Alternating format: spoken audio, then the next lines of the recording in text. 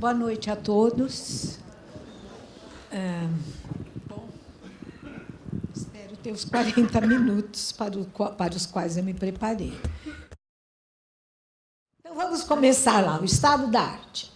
Bom, vocês viram o que está acontecendo nas pesquisas, não é?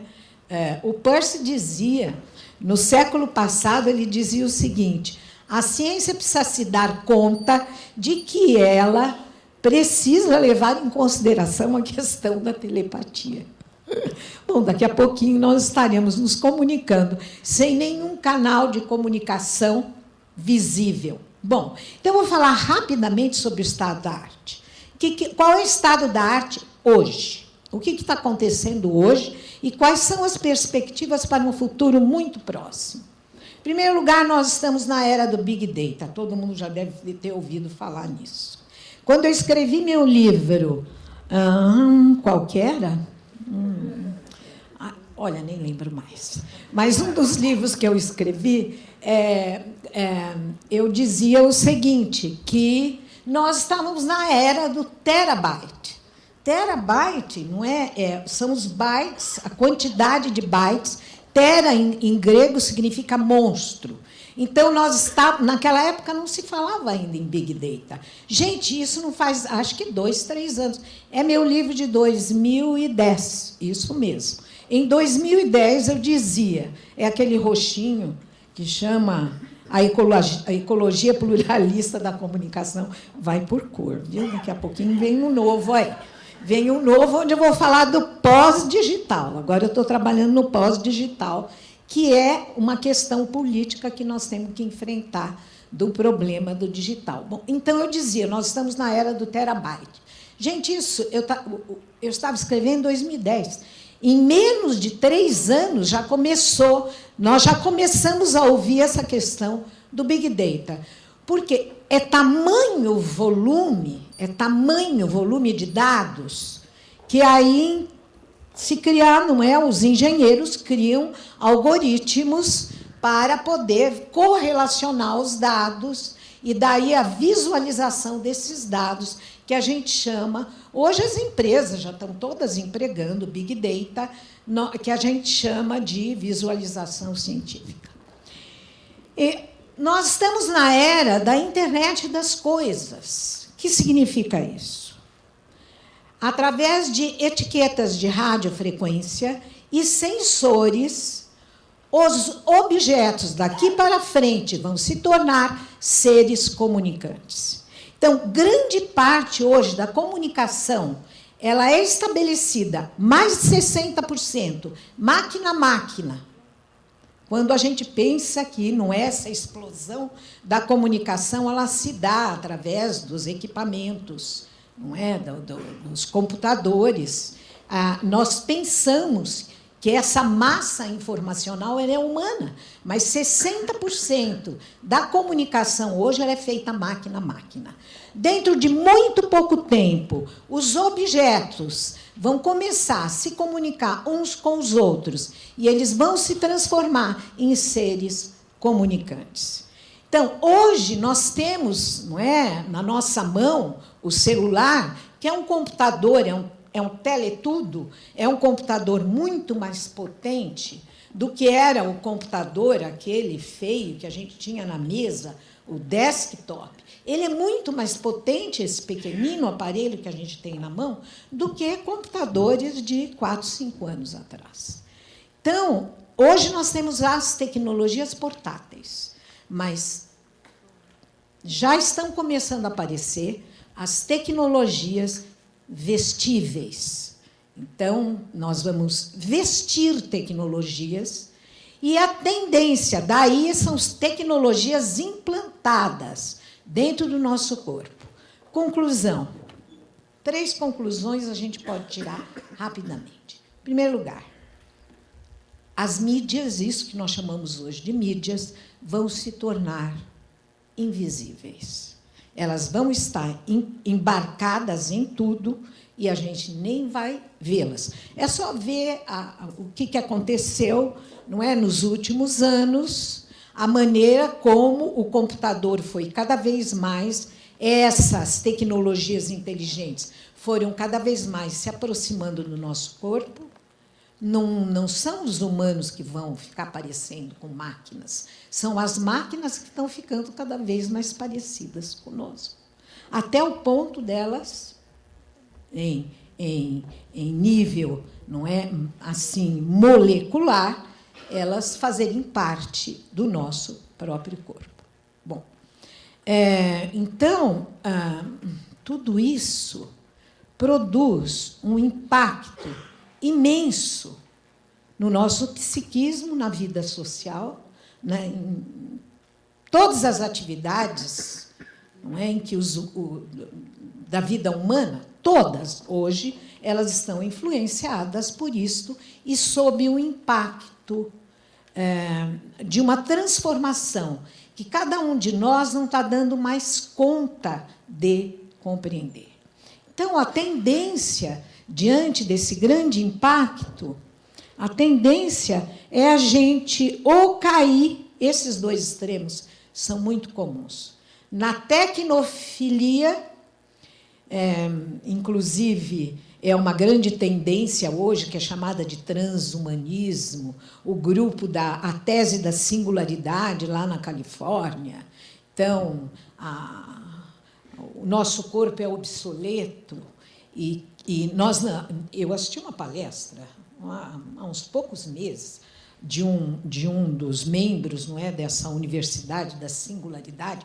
Eles juram que, da próxima geração em diante, infelizmente para nós, mas da próxima geração ninguém vai morrer, porque o corpo obsoleto vai ser abandonado, esse corpo orgânico. Essa é a ideia dos tecnofílicos, os amantes da tecnologia. Então, eles são triunfalistas, salvacionistas. E bom, vocês já devem ter visto, eles são inspirados muito são muito inspirados naquilo que foi chamado de literatura cyberpunk. E o exemplo disso estava na série dos filmes Matrix. Bom, essa ideia de que você pode transpor o cérebro para um outro corpo que não perece, porque não é orgânico, não é? Essa ideia é uma versão tecnológica do cartesianismo.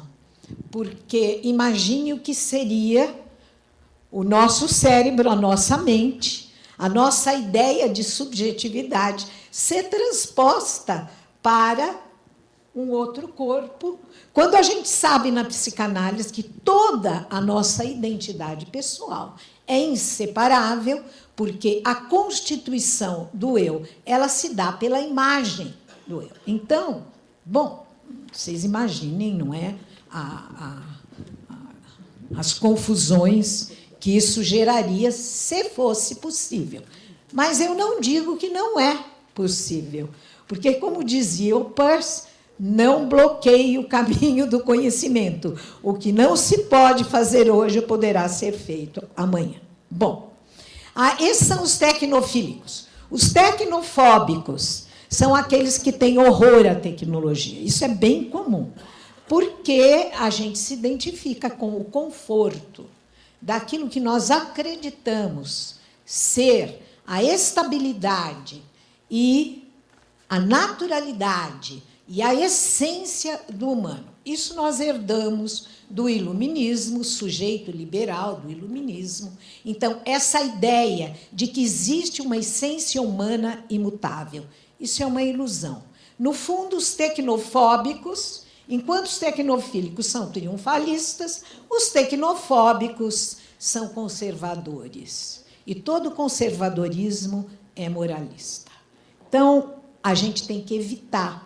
Não é? E tudo que eu tenho trabalhado e tenho colocado nos meus livros é uma tentativa.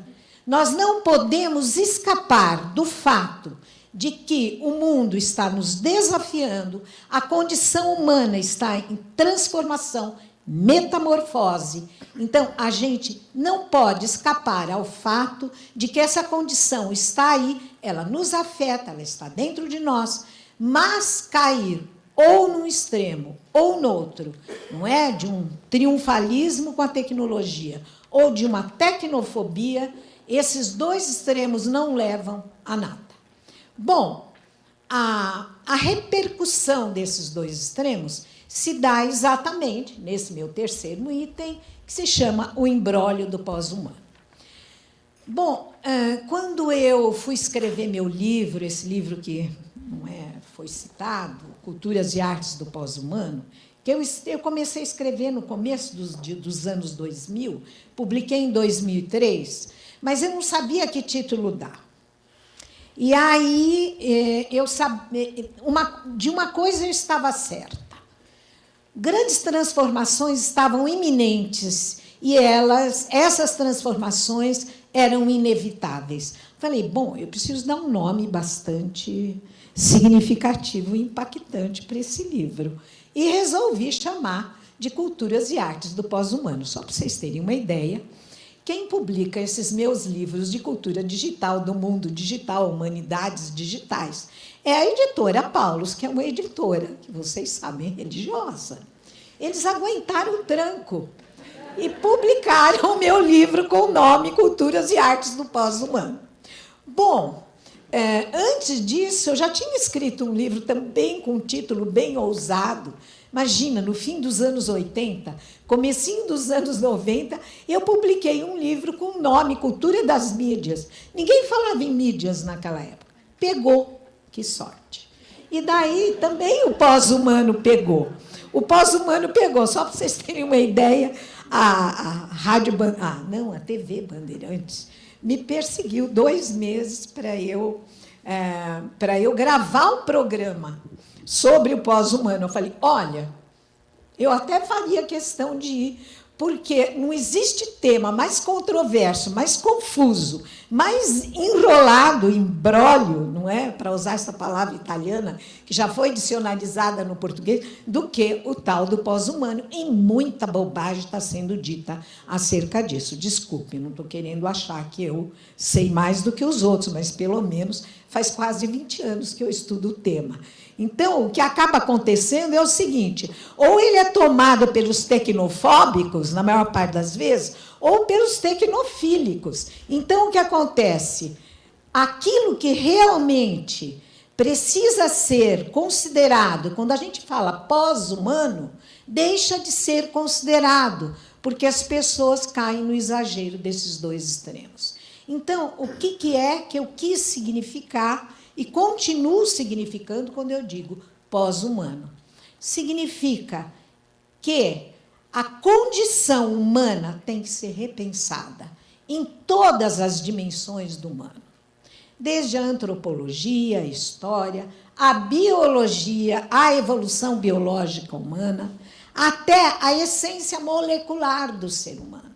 Então, é esse o desafio que se apresenta para nós atualmente. Então, nós não podemos escapar dele.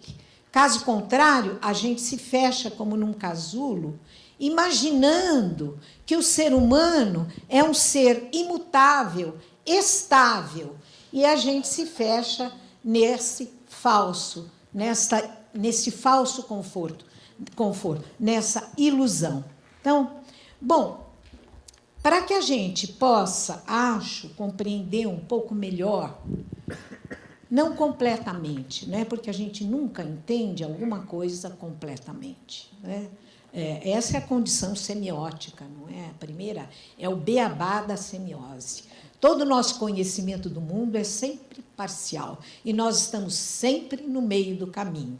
Então, quando eu falo, eu não quero dizer, não é, esse é o centro da verdade, esse é o caminho que a gente tem que tomar. Pelo menos, apalpando, parece que isso que eu estou indicando como evitar o olhar em close-up, me parece um caminho que nos leva a algumas luzinhas divididas, como dizia o Reobaldo no Grande Sertão Veredas. Ou seja, iluminar um pouco aquilo que o Agamben chama das sombras do contemporâneo. Então, buscar algumas nesgas de luz. Ora, a tarefa não é simples, porque quando eu digo evitar o olhar em close-up e imaginar que isso que está acontecendo agora com o ser humano é inteiramente novo, Não é. É novo, mas não inteiramente. Então, naquele livro que eu já falei para vocês, citei, Cultura das Mídias, que foi quando eu comecei a trabalhar com essa questão, já pensando nas interfaces entre ser humano e tecnologia, ser humano e máquinas, que, aliás, a gente continua chamando de máquina, mas não tem mais nada a ver com máquina. Ou aquilo que a gente costumava pensar como sendo máquina. Esses dispositivos, eles hoje são dotados de inteligência. A robótica evolucionária hoje está trabalhando com robôs dotados de afeição. Então, robôs afetivos.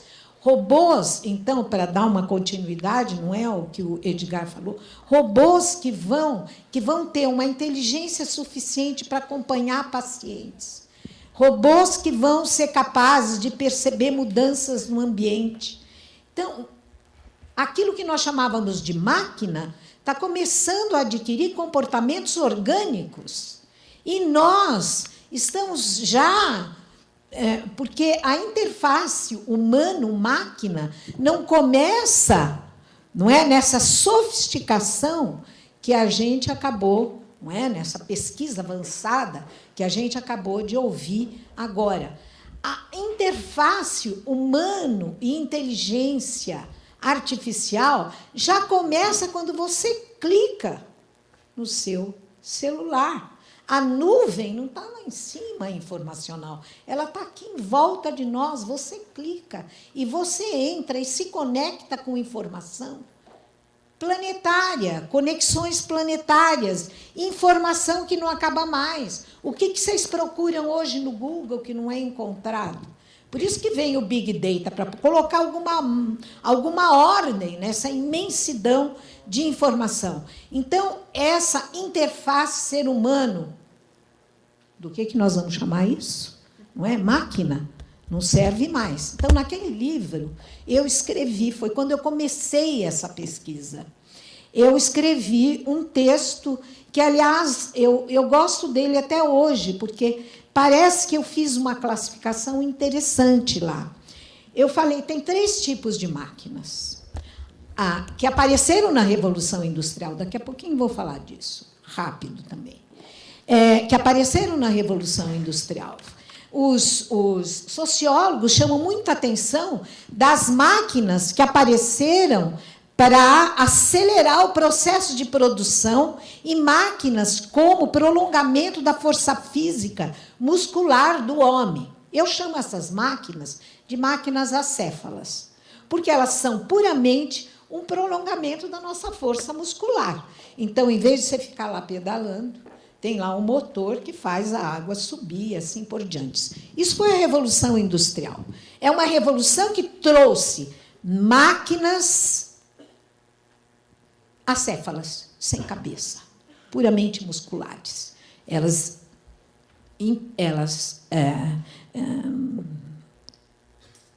desenvolviam, são máquinas, ainda existem, né? Só que hoje as fábricas, vai lá para as fábricas do Japão, elas são fábricas robóticas. E eu estava lendo recentemente que é mais fácil você colocar robô numa fábrica, porque tudo é muito repetitivo e automatizado, do que dentro de uma casa, porque as casas são sempre um pouco caóticas, principalmente quando elas têm os animaizinhos. Imagina um robô, não é, se relacionando com um cachorro, com um gato, ou então com uma multidão de cachorros, como tem gente que tem, e vários gatinhos, etc.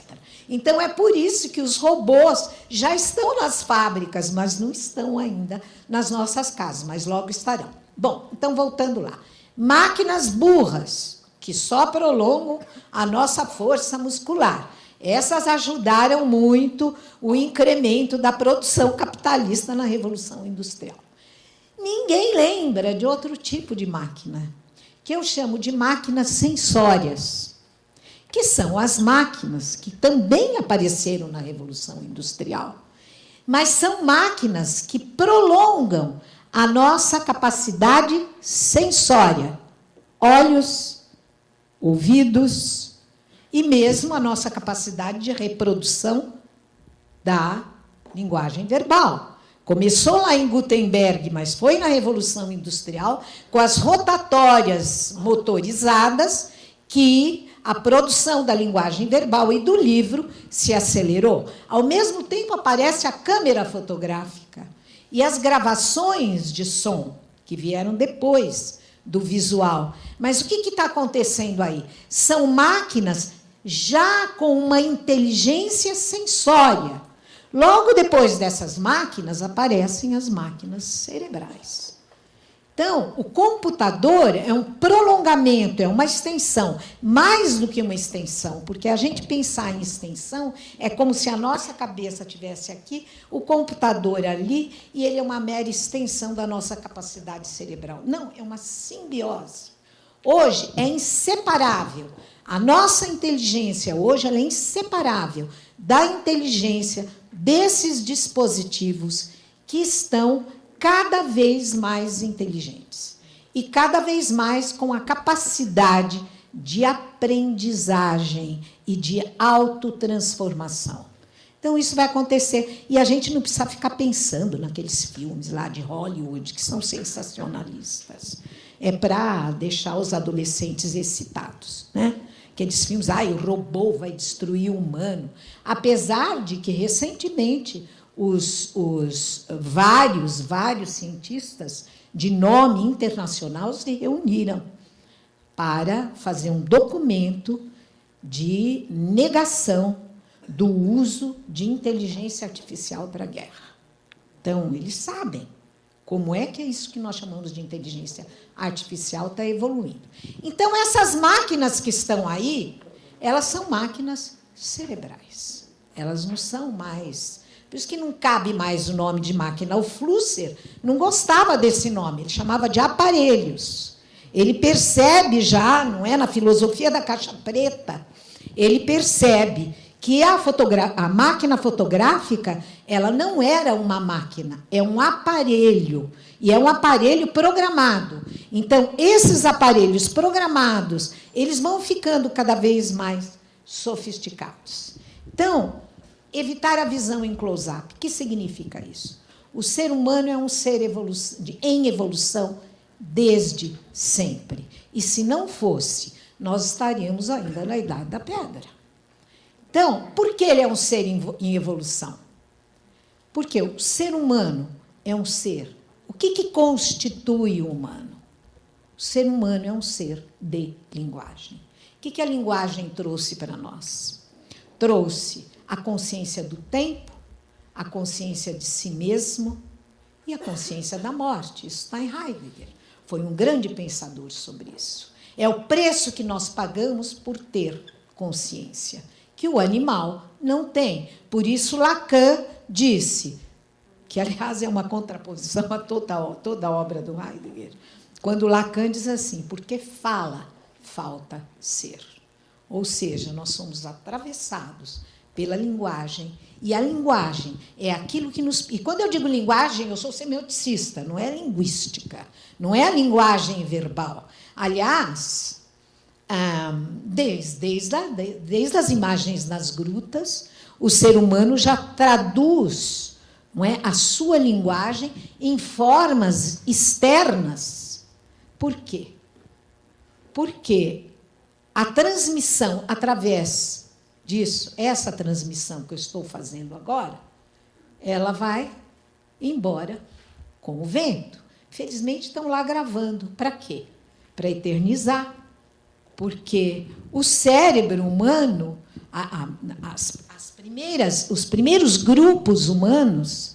Ora, qualquer grupo humano ele só se preserva como um grupo humano, como uma sociedade, na medida em que as gerações mais velhas conseguem transmitir a tradição para gerações mais novas. Então, o cérebro, como meio de transmissão e como meio de memória, ele é muito frágil e falível, porque o ser humano morre. E tudo que é acumulado no cérebro perece. Muito rapidamente, o ser humano começa a colocar para fora do seu corpo. Não é? Isso também é uma. Se vocês pegam meus livros, vocês vão ver que é uma ideia fixa. Eu não sei se eu permaneço fiel a ela ou ela permanece fiel a mim. É uma ideia fixa. Ou seja, o ser humano começa a colocar fora do seu corpo a memória. Ele começa a externalizar a memória para fora do corpo. Então, muito rapidamente, já começa com as imagens nas grutas e depois nas formas de escrita, até chegar ao código alfabético, que é uma descoberta fantástica. Aliás, não foi uma invenção dos gregos. Os gregos implantaram o código alfabético, e é por causa disso que nós estamos lendo os gregos até hoje, não obstante toda a reclamação que a gente encontra nos diálogos platônicos, porque lá eles diziam o seguinte: o ser humano está perdendo o seu maior tesouro, que é a memória. Ora, perfeito, a memória individual perde, quem ganha é a espécie. Então, gradativamente, se a gente pega a evolução que vai se processando no mundo da linguagem. Então, meu ponto de vista eu sei que é parcial. Não é? O Negri diz que o princípio era a política. Eu acredito na Bíblia, o princípio era o verbo. Mas não o verbo linguístico. É essa multiplicidade de linguagens que o ser humano é capaz de criar, de desenvolver e de registrar para fora do seu corpo. Tem um autor maravilhoso que eu cito muito. Ele se chama Merlin Donald. Ele é um antropólogo, paleontólogo, biólogo. E o que ele diz é o seguinte, que o pensamento humano ele é híbrido por natureza. Não é? Tentem experimentar com essa ideia no pensamento mesmo de vocês, vocês vão ver que nosso pensamento é híbrido. A gente sonha, o sonho, né, já disse Freud, é um hieroglifo, é imagem, mas é também não é aquela coisa onírica, aquelas imagens oníricas. A gente nunca sabe muito bem que lugar a gente tem no sonho. Nós pensamos por imagens, nós pensamos por sons. Imagine um pintor, ele pensa por formas, cores, diagramas. Um músico, ele pensa por sons. Então, o que o Merlin Donald diz é o seguinte: o pensamento humano é, por natureza, híbrido. E, gradativamente, o ser humano vai desenvolvendo formas de linguagem externalizadas que vão conseguindo registrar essa natureza do pensamento humano. Então, pensem o que é quando vocês entram, não é? E começam a navegar nas redes. O que a gente encontra lá? Exatamente essa multiplicidade de linguagens híbridas que conseguem expressar essa natureza híbrida do pensamento humano. Então, o ser humano foi gradativamente e cada vez mais externalizando sua memória para fora do corpo. Ou seja, a inteligência humana cresce e a caixa craniana ela não tem condições de guardar, a nossa caixa craniana não tem condições de guardar toda a informação que existe hoje, que o ser humano mesmo foi criando e externalizando em memória externa. Quando apareceu o computador, e as pessoas tinham um preconceito enorme contra o computador, eu dizia o seguinte: eles têm preconceito com o computador porque o computador é um hiperego. Não é? Porque nós somos cartesianos convictos. Porque a ideia do eu cartesiano nos dá muita robustez para o nosso ego. Então, mas, na realidade, aquilo que constitui o humano é a linguagem, e a linguagem é, por natureza, social. Então, nós somos, por princípio, seres sociais. Então, quando eu digo, não vamos olhar em close-up para a situação atual, porque, senão, o que ela vai produzir em nós é um enorme susto. E, ao mesmo tempo que a gente está lá usando todos esses equipamentos, psiquicamente a gente cria uma espécie de inimizade, não é? Uma espécie de inimizade com eles, porque não é mais capaz de compreender o que está acontecendo. O que está acontecendo é só um processo. É um processo sistemático, crescente, de externalização da memória humana para fora do nosso cérebro individual. Então, se a gente compara com a informação que está aí na nuvem, o que é o nosso cérebro e a nossa memória individual? Nós somos de uma insignificância inacreditável. Cada um de nós é de uma insignificância inacreditável. Então, me parece que esse é um caminho, e eu tenho desenvolvido em tudo que eu escrevo, é um caminho para a gente, quer dizer, perder o susto em relação ao que está acontecendo atualmente. O que está acontecendo, na realidade, desde a Revolução Industrial, estou controlando, desde a Revolução Industrial, senão não vai dar tempo da gente poder discutir um pouquinho, vocês fazerem perguntas. Desde a Revolução Industrial, o que está acontecendo é uma aceleração inacreditável, porque a Revolução Industrial foi trazendo, primeiro, estas máquinas de prolongamento da nossa inteligência sensória e, agora, esses dispositivos que são prolongamentos, extensões, simbioses da nossa inteligência. Só para vocês terem uma ideia, da Revolução Industrial para cá, nós já passamos por 5 ciclos evolutivos. E se a gente pega a revolução digital, nós já estamos no 5º estágio, uma revolução que começou nos anos 80, quer dizer, a www, navegação na rede, isso é de 95, 96. Então, de lá para cá, nós já estamos no 5º estágio evolutivo da própria revolução digital. Ou seja, hoje nós estamos com os dispositivos portáteis, a era da mobilidade, mas da era da mobilidade nós já estamos caminhando e já estamos entrando na era dos ambientes inteligentes. Daqui para frente, todos os ambientes serão sensorializados e irão se comunicar conosco.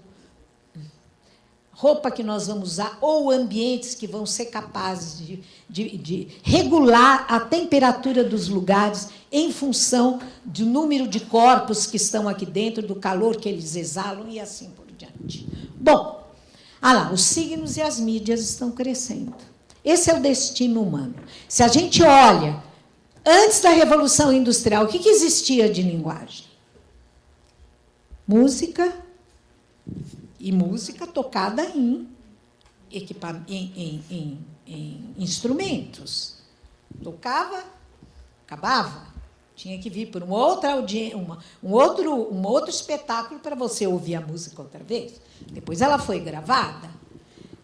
Existia música, existia literatura, por causa graças à literatura escrita, graças a Gutenberg, isso antes do século XIX. Pintura, desenho, gravura, a gravura que já estava no meio do caminho para a reprodutibilidade da fotografia. Hoje, o que virou a fotografia? Manipulada no computador. Enfim, os signos estão crescendo.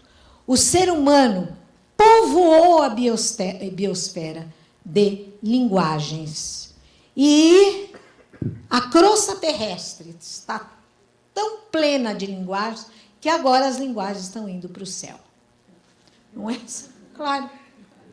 O que nós recebemos? Estão indo para o céu. Então, os satélites que devolvem para a Terra imagens da Terra. Bom, conclusão. Não há lugar mais para a nostalgia. Então, ficar sonhando com o ser humano, uma ideia de ser humano estável, não é? Um ser humano como pintou o iluminismo, então, um senhor da razão, E a gente sabe no que deu. Como diz Goy, o sono da razão produz monstros. Só que a razão não precisa sonhar, não. O sono, ela não precisa entrar no sono para produzir monstros. Ela produz monstros mesmo. Então, aquela ideia da razão. E por isso que eu defendo a ideia de que a razão é por natureza. Nós temos que redefinir a razão humana. A razão humana é por natureza promíscua. Ela é misturada com a vontade, com o desejo, com as perturbações do inconsciente. Então, aquele sonho, não é, de um ser humano estável, senhor do seu pensamento e senhor da sua ação, isso tudo nós temos que enfrentar como uma ilusão que já passou. Não quer e nem tem para a profecia. Eu não vou falar para vocês qual é o futuro do humano. Eu não tenho a mais vaga ideia. As transformações estão tão aceleradas que o máximo que a gente pode fazer, e eu vou terminar aqui, mas eu não quero terminar com uma nota disfórica, que é do antropoceno, mas eu vou falar um pouquinho disso aí para vocês, porque é o que eu estou estudando agora. Ou seja, eu passei do paradigma da biopolítica, do Foucault e do Agamben, agora para o paradigma da cosmopolítica. Ou seja, a condição que o ser humano está deixando a biosfera. Então, não há lugar para a profecia. O máximo que a gente pode fazer é apalpar o presente, desenvolver a ética da curiosidade. O que está acontecendo? O que aquele autor está escrevendo? Como que o outro está pensando? Para que a gente possa ter aquilo que eu falei, é o máximo que a gente pode alcançar. Luzinhas divididas. Algumas luzinhas, porque, como diz o Agamben, as sombras do contemporâneo são muitas.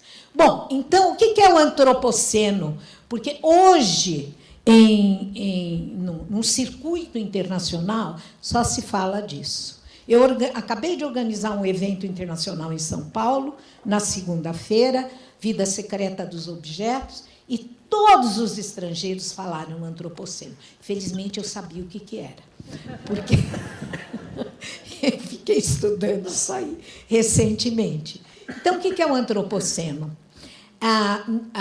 Os geólogos estudam a idade da Terra. E, até agora, a idade da Terra era do Holoceno. Mas, em 2016, imagina 1900, 2016, os cientistas vão se reunir, os cientistas geólogos, químicos, geoquímicos, etc., esses que estão estudando as destruições que o ser humano provocou na biosfera, eles vão mudar a era da Terra para uma era que eles chamam antropoceno. Ou seja, o ser humano deixou de ser e ter uma atuação puramente biológica na biosfera e passou a ter uma atuação geológica. Ou seja, como uma fita de Möbius, o ser humano hoje interfere na biosfera e a biosfera responde naquilo que está sendo chamado hoje de a Gaia, que se vinga e responde. Então, se vocês me perguntarem qual é o futuro do humano, eu não tenho ideia. Mas como eu ainda tenho muito otimismo, eu creio que a vida vencerá. Obrigada.